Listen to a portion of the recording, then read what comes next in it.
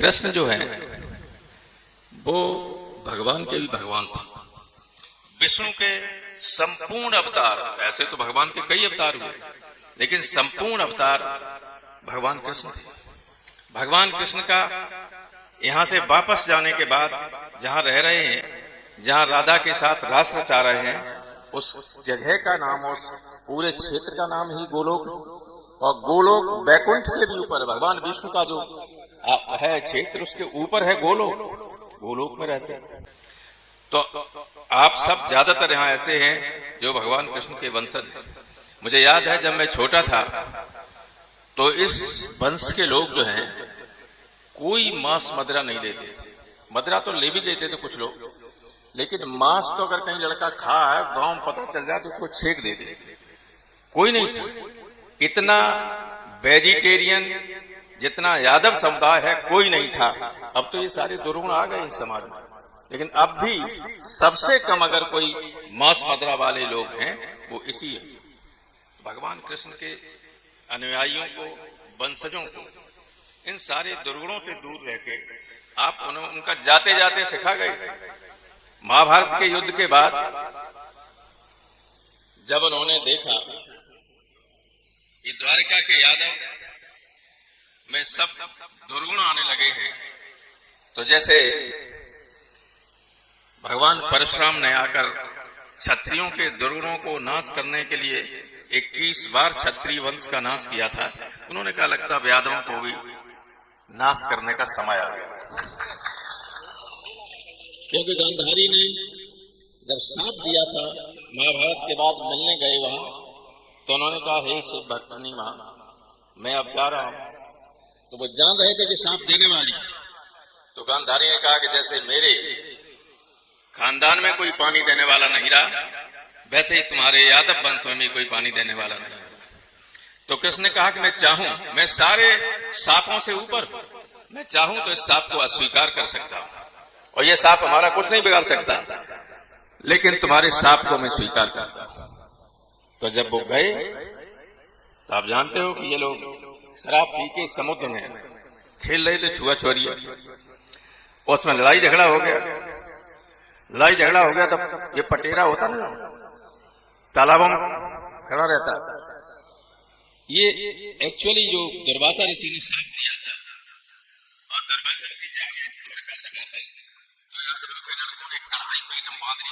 गाय ऋषि जी इसमें क्या पैदा होगा? अब उस ऋषि से मजाक करना कितना पूरे वंश को घातक सिद्ध हुआ। गुस्सेल थे। एक बार उन्होंने सुन लिया, फिर लड़के आगे गए, महाराज बताए नहीं आपने कि इसमें क्या पैदा होगा? कढ़ाई बांधे थे। तो उन्होंने कहा इसमें जो पैदा होगा वो सारे यादव वंश का नाश कर देगा। तो जब द्वारका में पता चला तो इस कढ़ाई को घिस के समुद्र में फेंक दिया। कैसा किसके करो, कुछ बचे ही नहीं, कढ़ाई बाहर फेंक दिया। तो वो देखिए साफ था। तो यूं तो जब धर्म में आस्था तर्क नहीं किया जाता है, जो उन्होंने घिस के डाला समुद्र में पटेरे के रूप में पैदा हो गया। तो जो यादव लड़का लड़ाई होने लगी, पटेरा उठाए हाथ में तलवार बन जाए, सारे मर कट गए उसी। एक केवल जो कड़ा था वो एक बहेलिया को मिल गया, जो उसने घिस के अपने तीर की नोक पे लगा दिया। कृष्ण का जाने का वक्त होगा, बलराम से कहा अब दाऊ जाने का वक्त हो गया, चलो। तो वे तो शेषनाग थे, वो अपने शेषनाग बन के चले गए समुद्र में। वहां से अपने जगह वो एक पीपल के नीचे बैठ गए, पैर ऊपर करके रख के जैसे पद्मासन में बैठते हैं। तो उनके पैर में पद्म था जो चमक रहा था। बहेलिया शिकार करने के निकला था, उसे लगा कि ये कोई हिरन की आंख का होगा। उसने उसे तीर मारा, उसी में लगा, कृष्ण की मौत हो गई। उन्हें जाना था, वो जानते थे ही होना। वो दुर्वासा ऋषि के सांप को भी फेल कर सकते थे, चाहते तो बाण को तीर कुछ नहीं भगवान कृष्ण का बिगाड़ सकता था। लेकिन भगवान कृष्ण तो कृष्ण थे, उन्होंने सभी स्वीकार किया। और यही नहीं,